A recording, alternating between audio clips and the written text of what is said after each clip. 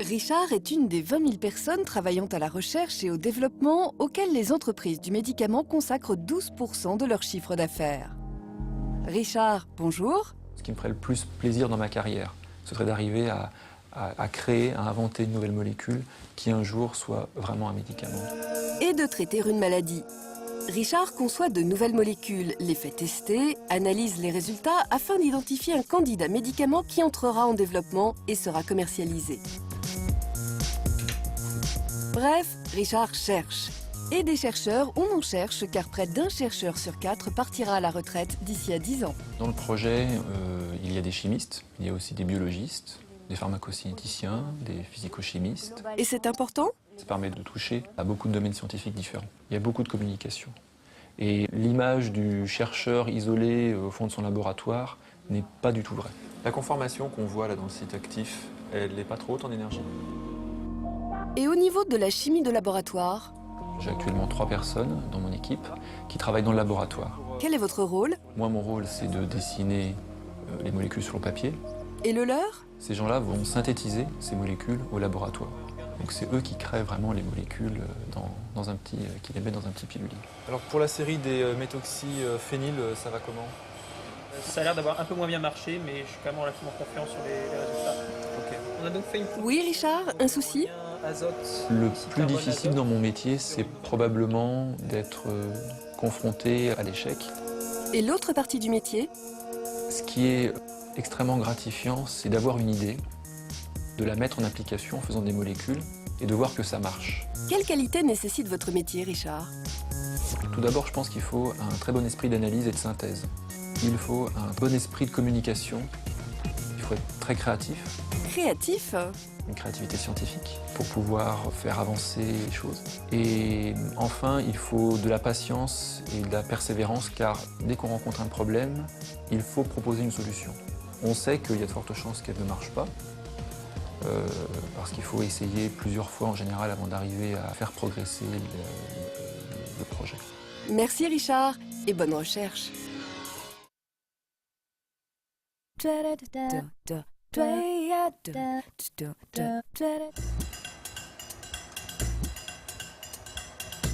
Je suis technicienne de recherche en synthèse organique. J'ai eu la chance de travailler dans une équipe qui a conduit à un produit donc, qui est aujourd'hui commercialisé. Et c'est pas tous les jours, puis quand ça arrive et que le produit effectivement sauve des milliers de gens, eh bien, c'est gagné, quoi. Ça motive, oui. Décrivez-nous votre métier, Samira. Donc moi, en tant que chimiste, je vais synthétiser des molécules, c'est-à-dire la fabriquer de part en part, en gros, la tricoter. Une fois que l'on a terminé la synthèse, donc on arrive enfin à l'étape finale, le produit est à ce moment-là envoyé en biologie pour vérifier son activité. Et si l'activité a été observée, donc c'est bon, on détient un produit. Une journée type, Samira ? La journée type, donc, c'est préparer la manipulation qu'on va réaliser. Donc d'une part, rechercher donc, toutes les matières premières nécessaires à l'élaboration de cette manipulation. Récupérer donc tous ces produits, faire un montage, c'est-à-dire là où va se situer la réaction. Et vous obtenez la réaction attendue ? Bien sûr que non, bien sûr ce ne serait pas la recherche. Donc les résultats, en fait, on essaie de les affiner au fur et à mesure. Le plus intéressant, c'est que dès qu'on a une piste positive, donc les idées commencent à fuser. Vous ne travaillez pas toute seule, hein ? C'est un travail d'équipe. On a besoin donc d'échanger nos résultats pour évoquer les difficultés et essayer donc d'apporter des solutions. Je fractionne de là à là, c'est long à évaporer, donc moi je préférerais prendre tout d'un coup. Quelle qualité requiert votre métier ? Les qualités personnelles donc, les plus importantes, c'est d'être capable de travailler en équipe, de communiquer et d'exposer ses résultats. Autre chose d'important, Samira ? La sécurité, c'est un mot qui revient donc, tous les jours, puisqu'on travaille avec des produits donc, toxiques et dangereux. Donc on doit se protéger donc, le manipulateur et l'environnement. Je n'ai pas compris ce qu'il voulait faire, pourquoi il commençait par ça. Visiblement, ici, on se retrouve directement avec la... Oui, Samira ? Ce qui est intéressant dans mon métier, c'est qu'on est obligé de se tenir au courant de toutes les nouvelles technologies pour pouvoir optimiser au mieux notre travail et avancer encore plus vite. Votre travail vous plaît, Samira ? J'aime mon métier parce que les manipulations que l'on réalise, c'est du concret. On manipule, vraiment on touche la matière et on sait qu'on va créer quelque chose. Et qu'est-ce qui vous motive depuis 20 ans? Les motivations, je crois qu'elle est la même qu'au premier jour, puisque on arrive avec des idées plein la tête, on ne sait pas si ça va marcher ou pas, et c'est un défi. C'est ce qui motive, je pense, tous les jours. Et de devenir, qui sait, responsable de laboratoire et d'encadrer une équipe. Merci Samira.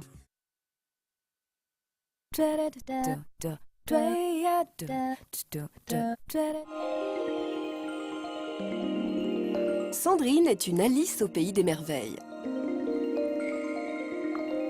La chose la plus merveilleuse qui peut arriver dans le travail, je pense, c'est qu'un traitement soit mis sur le marché suite à l'étude qui s'est réalisée dans les différents centres pour lesquels on a travaillé. Donc ça, je pense que c'est quelque chose qui est... Oui, c'est le but du travail. Donc. Et vous faites quoi? Je suis attachée de recherche clinique. On dit ARC dans le langage courant. C'est le trait d'union entre l'industrie pharmaceutique et le médecin, entre la molécule et le traitement mis sur le marché. Plus précisément?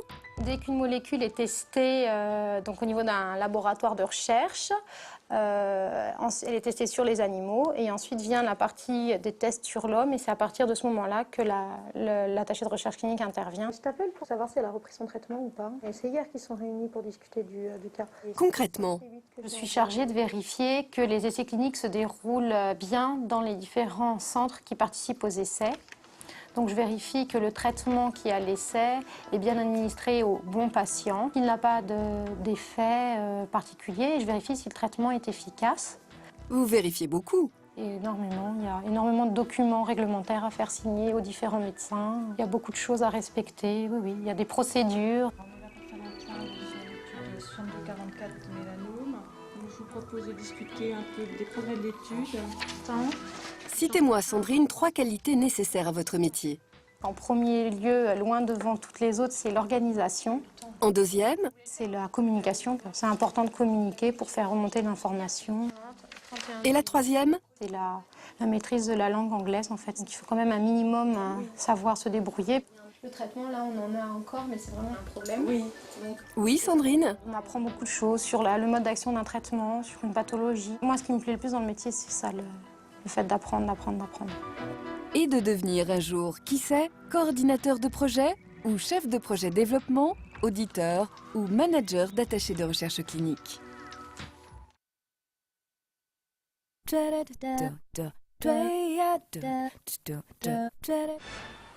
Mon métier se situe en amont des opérations de la vente et du marketing. Je suis après toutes les étapes de recherche, de développement, d'essais cliniques. On aboutit à l'autorisation de mise sur le marché pour un médicament et à partir de là, on peut le produire. Et à partir de là, donc, Vincent gère l'achat des matières premières, détermine les modalités de fabrication, ses procédures, dosage, pesée, contrôle, règles d'hygiène et définit les modes de conditionnement. On est conscient que ce sont des produits qui sont actifs, qui sont destinés à être utilisés par des gens comme vous et moi. Et donc on fait tout pour avoir vraiment un niveau de qualité maximal. Avec des objectifs de production à atteindre.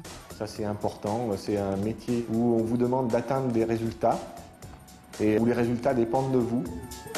Comment vous y prenez-vous? Alors je manage, oui c'est clair, je ne travaille pas seul. J'ai avec moi un adjoint et 2 coordinateurs. Mais également je vais volontiers voir les opérateurs, les conducteurs, techniciens. Allez, je prends le planning de la maintenance. Et on attaque le sujet, donc le mois d'août maintenant. Qu'est-ce qui est le plus difficile dans votre métier? Répondre à certaines questions. Non, c'est pas ça. Ce qui peut être difficile, c'est de gérer les multiples demandes que vous pouvez avoir. Ça peut être des demandes de la direction, ça peut être des demandes de la qualité, c'est des demandes du service logistique, c'est des demandes des services sécurité. On est au cœur de beaucoup de choses et on peut parfois avoir l'impression d'être un peu écrasé par tout ce qu'on vous demande. Ce n'est pas trop de responsabilité pour un seul homme, hein? Si je pensais que c'était trop, je le ferais pas. Ça vient petit à petit, les responsabilités. Allô Franck, c'est Vincent. S'il faut faire ce produit-là, il faut réfléchir tout de suite et le faire dès demain parce que sinon, ce sera trop tard. Quelles sont les qualités requises pour exercer votre métier, Vincent? Merci. Il faut avoir envie de manager, ça c'est clair. Être capable de motiver une équipe et de la mener là où vous voulez et au résultat que vous voulez. Vous en êtes où là? Quoi d'autre? Il faut avoir également une bonne approche technique. Il faut aimer ça. Il faut être extrêmement organisé et effectuer les choses avec rigueur, avoir une bonne mémoire, bien savoir où l'on en est et là où on veut venir. Rigueur scientifique donc, minutie, sens de l'analyse, mais aussi une grande curiosité. Vincent s'informe sans cesse sur les nouveaux procédés. Une bonne journée, c'est une journée dans laquelle j'ai réussi à faire tout ce que j'avais prévu de faire. Et cela arrive souvent? Il n'y a pas que des bonnes journées, mais il y a souvent des bonnes journées. Et qu'est-ce qui vous plaît, Vincent? Régulièrement, il y a des projets nouveaux à gérer. Voilà, c'est ça que j'aime bien. Merci Vincent. Et peut-être un jour serez-vous directeur de production ou intégrerez-vous un poste d'assurance ou de contrôle qualité? Là, on a défini la valeur d'éjection, tu sais, les paramètres. Ah, c'est toujours suite au problème d'éjection, là? Comment je pourrais dire ça? Dites-moi tout simplement ce qui vous plaît dans votre métier. De créer une nouvelle ligne, en fait. On dit, voilà, on va acheter une nouvelle ligne. Tu es sur le projet. Faut qu'elle démarre dans tant de temps. Il faut qu'il n'y ait aucun problème. C'est toi qui vas gérer ça. Voilà, ça, c'est jubilatoire. C'est d'arriver à la date dite et que la machine tourne. Mais on ne lance pas une nouvelle ligne tous les jours. Affecté à la fabrication des médicaments ou à leur conditionnement, Damien est responsable des différentes étapes de production d'un produit. Je fais l'interface entre les opérateurs, conducteurs de ligne, mes supérieurs, et les services mécaniques, électriques, maintenance. On va dire à la machine, t'es pas à la bonne vitesse par rapport au formatage. Ouais, ça va, ça je vais le savoir. Par contre, les opérateurs qui sont sur les lignes, il y en a combien qui vont le savoir? Les régleurs, ils vont être appelés sans cesse. C'est à Damien donc de démarrer et de conduire les équipements, d'en assurer le nettoyage et l'entretien. Il est la plaque tournante de la production. Le technicien de ligne, il doit connaître par cœur toutes les lignes du conditionnement. Il est amené à apporter de l'aide à n'importe quelle personne qui en fait la demande. Votre métier requiert quelle qualité, Damien? C'est la patience, l'écoute, être plutôt technique, connaître son domaine. Donc il faut être aussi passionné de technique. C'est-à-dire? Connaître les machines sur le bout des doigts. Là, c'est encore des alvéoles mal formées. Il faut être capable de restituer tout ce qu'on a fait en fait, aux gens qui travaillent sur ces machines. Il y a un côté professeur? Oui, un côté professeur, bien sûr. Formateur. Salut Jean-Lucien. Ouais, tiens, je viens pour la procédure de la vision. Une bonne journée pour vous, Damien? Une bonne journée pour moi, c'est quand je rentre chez moi crevé. Ah bon? Bon, en fait, j'ai couru un peu partout pour aider tout le monde. Renseignements, données techniques, tout. Et pour vous, c'est une bonne journée? Sinon, en fait, ma journée, dans le meilleur des cas, c'est regarder ma ligne fonctionner. Ça, c'est pas une bonne journée pour moi. Je ne vous comprends plus, Damien. C'est une bonne journée pour la production, mais pour moi, j'ai pas été très actif, donc c'est pas ce qu'il y a de mieux pour moi. Rassurez-vous, Damien, on aura toujours besoin de vos compétences pour améliorer la qualité et la productivité. Et puis, peut-être un jour, évoluerez-vous vers les métiers de la maintenance ou du support à la production.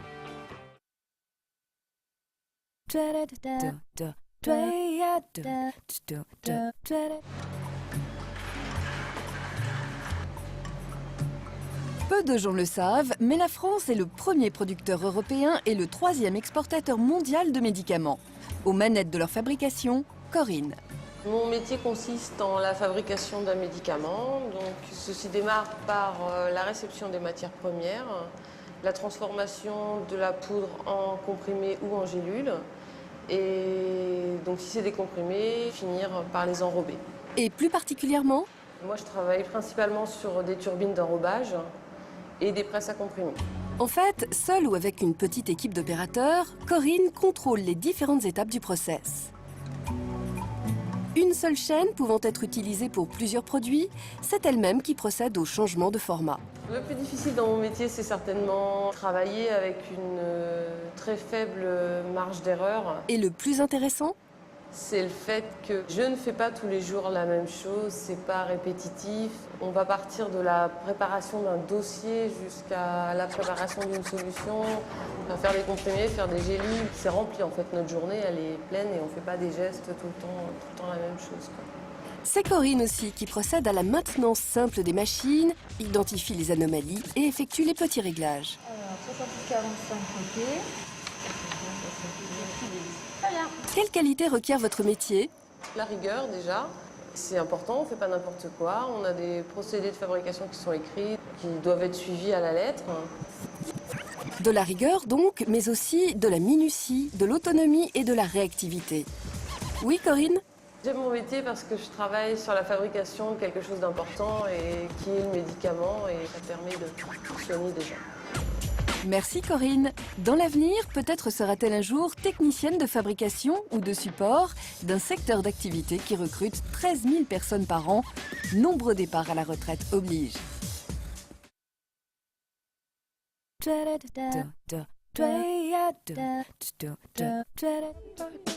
Qu'est-ce qui est le plus intéressant dans votre métier, Patrick?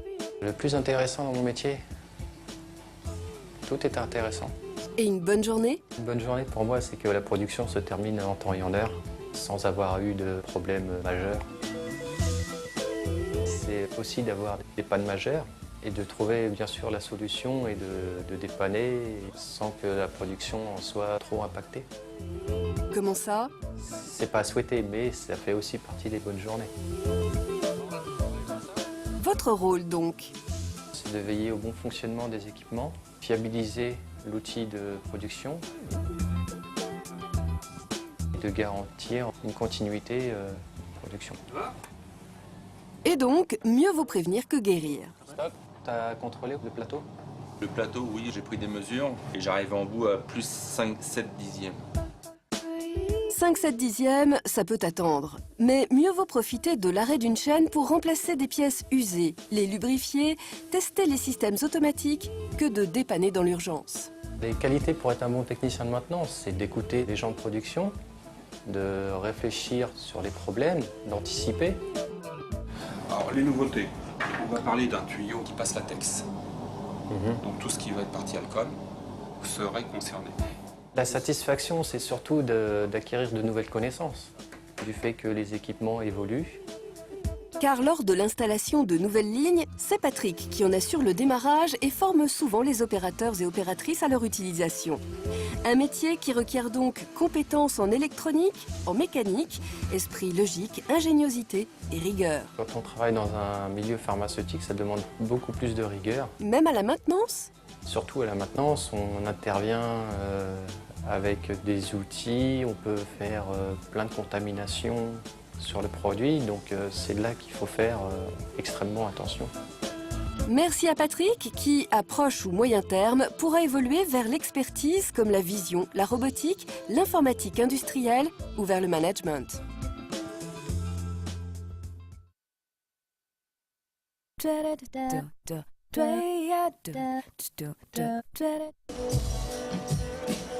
Tiffaine, au BTS Chimie Analytique réalisé en apprentissage, aime son métier.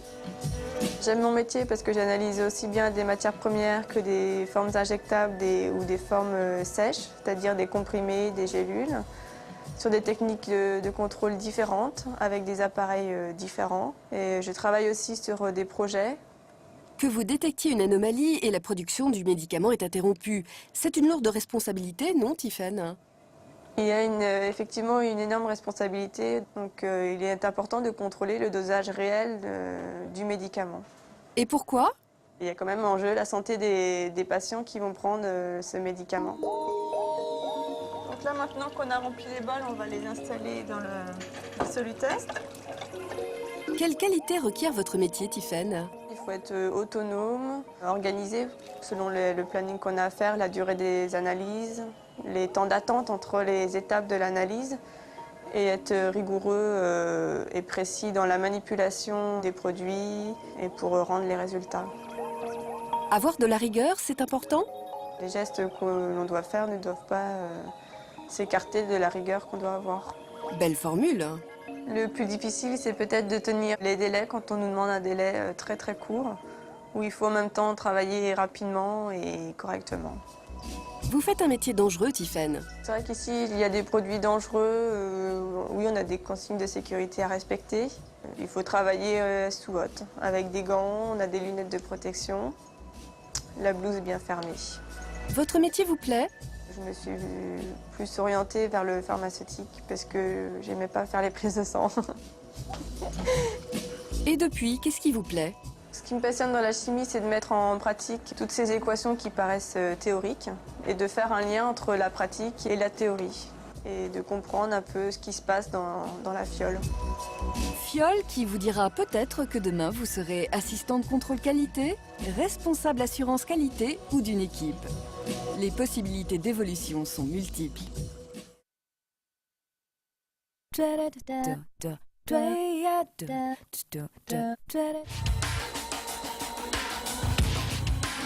Après 6 ans d'études de pharmacie et un master qualité, Chantal est AAQP. C'est-à-dire? Donc, en tant qu'assistante assurance qualité produit, j'évalue la fabrication des médicaments qui sont produits sur le site en vue de pouvoir libérer ces lots et donc les mettre sur le marché.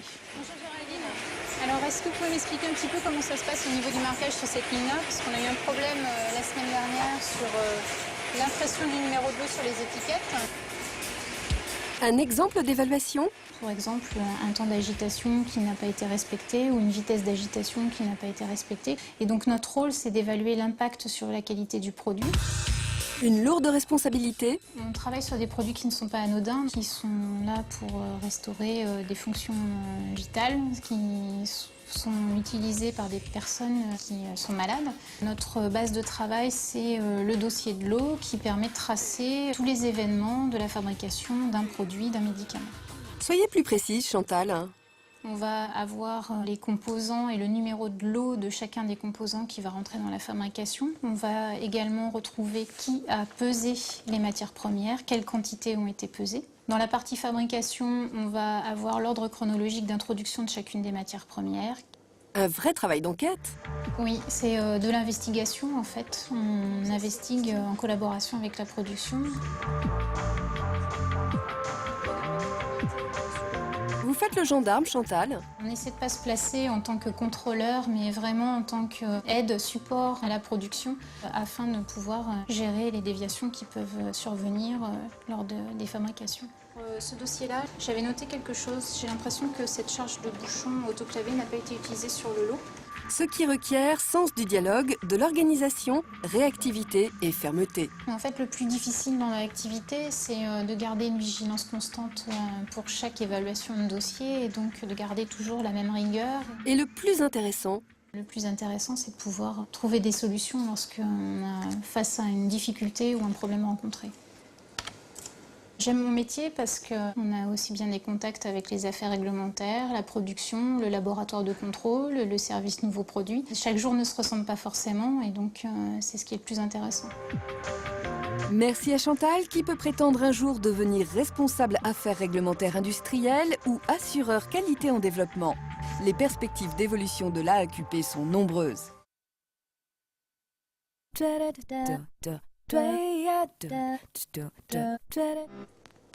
Angélique nous évoque la journée type d'un chef de produit. Alors aujourd'hui, la journée type du chef de produit, je dirais qu'elle n'existe pas puisqu'il n'y a pas de journée type.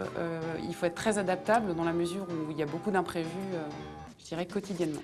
Une bonne journée alors? Une bonne journée, c'est une journée où on a à peu près réussi à respecter ce qu'on s'était fixé le matin en arrivant. Et donc?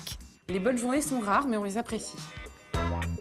Vous m'entendez là? Ouais, c'est bon. Donc il y a eu des énormes problèmes dans les DA qui ont été battus. Un petit bonheur? Le petit bonheur du chef de produit, ça peut être la part de marché qui grimpe du jour au lendemain de façon importante. Ça peut être aussi des retours de la part de médecins qui sont positifs. Les délégués reviennent vers moi en me disant finalement ce remis est très intéressant. Et puis également quand on présente les campagnes et où on va faire vivre cette campagne sur le terrain auprès des délégués médicaux et des médecins. Donc voici la campagne de septembre que nous allons déployer auprès des différents visiteurs médicaux et des différents réseaux. Le plaisir, c'est aussi quand elle a positionné le produit face à la concurrence, choisi l'axe, les messages, les supports de visite pour en parler. Bref, quand la stratégie de communication qu'Angélique a conçue et mise en musique fonctionne à plein. Il y a du stress parce que parfois ce sont des campagnes qui sont présentées devant 500, 600 visiteurs médicaux. Mais c'est du bon stress parce qu'on est fiers quelque part de présenter ce travail. Le plus intéressant dans votre métier, Angélique? J'ai le temps de réfléchir. Bien sûr. Allô? Je t'appelle pour notre petit point hebdomadaire sur la campagne. Okay. Donc on va commencer par les tableaux de dotation si ça t'embête pas. Alors? J'ai la chance de travailler sur un produit qui permet de sauver des vies. Donc c'est vrai qu'au-delà des objectifs commerciaux, je peux le soir en rentrant chez moi me dire que la communication que j'ai développée va peut-être servir à optimiser la prise en charge des patients, à faciliter leur quotidien et pourquoi pas sauver des vies. Angélique, en plus d'être adaptable, qu'est-ce qui fait un bon chef de produit? Il faut être disponible, être diplomate. Il faut être créatif, bien entendu, puisqu'on travaille dans un environnement qui est compliqué, donc il faut pouvoir trouver de nouvelles idées. Et puis, il faut être très organisé et adaptable. On y revient, le tout animé par une force de conviction et un esprit d'initiative dont Angélique ne manque pas. Des perspectives d'évolution? On peut être responsable marketing, donc gérer des chefs, manager des chefs de produits, directeur régional, et donc manager les visiteurs médicaux sur le terrain. Ou bien encore devenir chef de zone, directeur des ventes ou s'orienter vers un poste à l'Europe. Attention, il faut savoir parler anglais. Bref, les perspectives d'avenir sont nombreuses.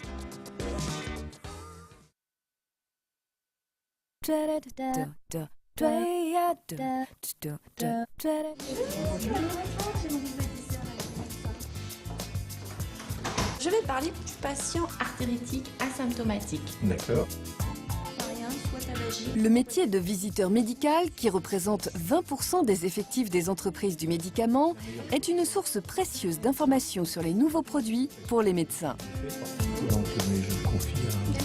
En tant que visiteur médical, ma mission est de donner une information sur le bon usage du médicament, c'est-à-dire donner des informations nouvelles ou des informations en termes de changement d'autorisation de mise sur le marché, et le bon usage, que celui-ci ne soit pas prescrit en dehors de ses indications. Une tâche délicate et passionnante qu'elle doit effectuer chez de nombreux médecins. Aujourd'hui, je vais vous parler des patients coronariens. Donc, pour resituer le patient qui a fait un antécédent d'infarctus du myocarde. Céline, c'est quoi les meilleurs moments? Le plus jubilatoire dans mon métier, c'est lorsqu'un médecin a prescrit et qu'il me le dit avant même que je ne lui parle de mon produit. Lorsqu'il m'identifie à un médicament, mais un médicament qu'il a prescrit. Deux molécules sont plus importantes. L'association anti-agrégant plaquettaire statine, qui à elle seule réduit de 61% la mortalité totale. Donnez-nous quelques points forts de votre métier. Alors l'intérêt de mon métier, c'est qu'aucune journée ne ressemble à une autre. J'ai une indépendance dans l'organisation de mon travail. Par contre, il faut être organisé. C'est non négociable, il faut avoir beaucoup d'organisation et beaucoup de rigueur. Mais encore, il faut avoir la conviction que son produit est le meilleur. Il faut être avenant et être à l'écoute. Oui, Céline? J'aime mon métier parce que j'évolue dans l'univers du médicament. C'est-à-dire?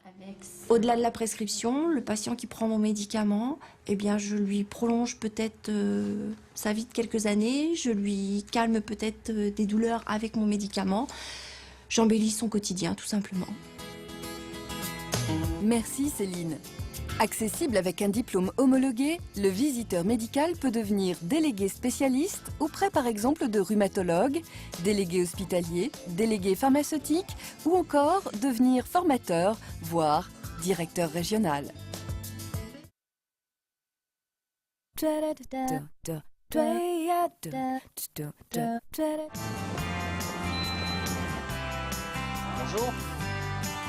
Monsieur Leroyer. Monsieur Favier, je suis un petit peu en retard. On va faire une commande pour 2 mois, c'est ça? Et puis on se reverra donc début août. Attention, ne pas confondre délégué pharmaceutique et délégué ou visiteur médical. On a 2 aspects complètement différents dans l'industrie pharmaceutique, avec la visite médicale qui s'occupe de la visite chez les prescripteurs. Entendre les médecins.